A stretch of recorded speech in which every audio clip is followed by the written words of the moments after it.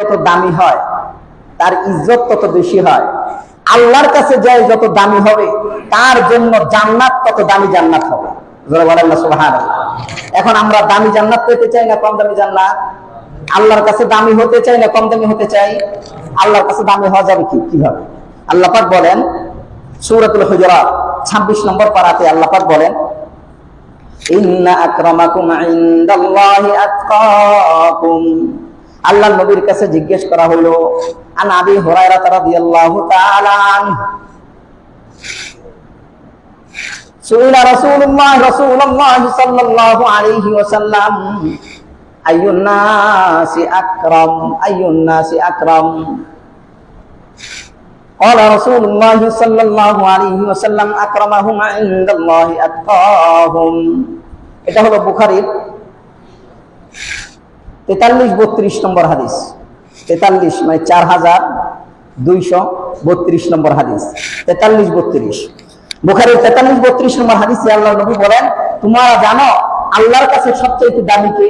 আল্লাহর কাছে সবচেয়ে দামি হলো যে আল্লাহকে যত বেশি ভয় করে সে হলো আল্লাহর কাছে তত বেশি দামি। বলেন না সুবহানাল্লাহ। এটাই আল্লাহ পাক সূরাতুল হুজুরাতের মধ্যে বলেছেন, ইন্না আকরামাকুম ইনদাল্লাহি আতকাকুম। আমি আল্লাহর কাছে সবচেয়ে দামি হলো ওই ব্যক্তি যে আমাকে সবচাইতে বেশি ভয় করে। এখন আমাদের উচিত আল্লাহকে সবচাইতে বেশি ভয় পাওয়া। কেন? ভয় করলে যত বেশি ভয় করব আমি আল্লাহর কাছে তত বেশি দামি হব। আমি যত বেশি আল্লাহর কাছে দামি হব আল্লাহ পাকের তরফ থেকে তত বড় পুরস্কার আমার জন্য বাজেট হয়ে যাবে। জোরে বলেন না সুবহানাল্লাহ। এজন্য আল্লাহর থেকে বড় পুরস্কার পাইতে চাই কি চাই না? এখন যদি পাইতে চাই তাহলে কি করতে হবে? তাকওয়াল্লাহ, আল্লাহকে ভয় করতে হবে। আল্লাহকে ভয় করার নমুনা, আল্লাহকে ভয় করছে কেমনে, সাহাবায়ে কেরাম কিভাবে ভয় করছে। আল্লাহ পাক বলেন, ও ঈমানদাররা, আমাকে ভয় করার পদ্ধতি তোমরা জানো না। আমার রাসূলকে অনুসরণ করো, কিভাবে ভয় করছে এটা আমার রাসূলকে অনুসরণ করতে জানো না। সাহাবায়ে কেরামকে অনুসরণ করো। সাহাবায়ে কেরামদের মধ্যে অন্যতম সাহাবী উমর ইবনুল খাত্তাব রাদিয়াল্লাহু তাআলা আনহু তাকওয়ার কত মূল্যায়ন করতেন। আব্দুল্লাহ ইবনে উমর রাদিয়াল্লাহু তাআলা আনহুর ঘটনা হাদিস শরীফে এসেছে। কোথাও সফরে বের হয়েছেন, চিন্তা করেছেন দেশের প্রজাদের অবস্থাটা একটু দেখি, দেশের অবস্থা, জনগণের অবস্থাটা দেখি, তাকওয়াল্লাহ কতটুকু অর্জন হয়েছে, আল্লাহর তাকওয়া তার ভিতরে কতটুকু অর্জন হয়েছে। গিয়া রাখালের কাছে বলল, ও রাখাল ভাই, আমরা তো সফর করে ক্লান্ত হয়ে গেছি, তোমার কাছে আমি বকরির দুধ চাচ্ছি, বিনিময়ে তুমি আমার থেকে কিছু নিয়ে নিও। রাখাল জবাব দেয়, এই বকরির মালিক আমি না, আমি তোমাকে দুধ দিতে পারবো না। তাহলে একটা বকরি তুমি আমার কাছে বিক্রি করে দাও, বিনিময়ে টাকাটাও পাইবা। তোমার মালিক যদি বলে তুমি বলবা বাগে বা নেকড়ে নিয়ে গেছে। অতি উত্তরে রাখাল উত্তর করে, ও আল্লাহর বান্দা, আমি তো দুনিয়ার জিন্দেগিতে মালিককে আমি বুঝ দিয়ে দিতে পারবো।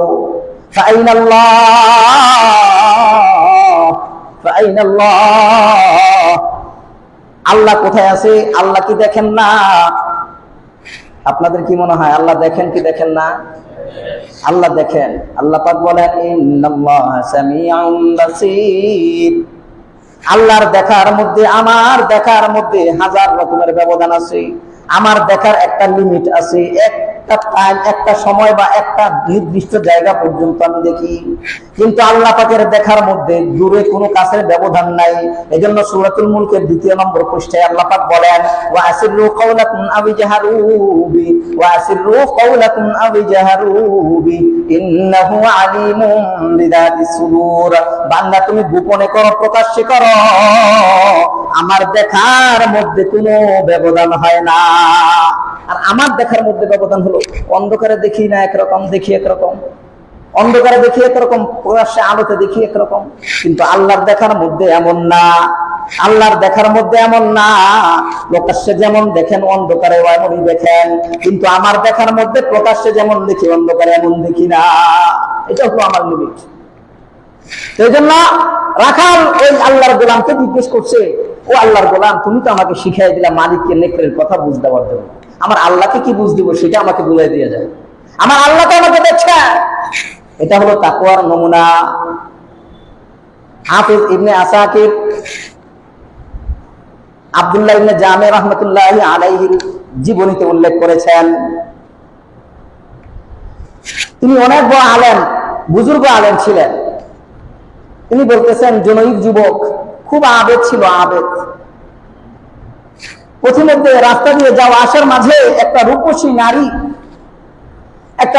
নারী, সুন্দরী রূপসী নারী তাকে আকৃষ্ট করার জন্য চেষ্টা চালিয়ে যাচ্ছে, তাকে তার প্রতি আকৃষ্ট করার জন্য চেষ্টা তদবির চালাচ্ছে।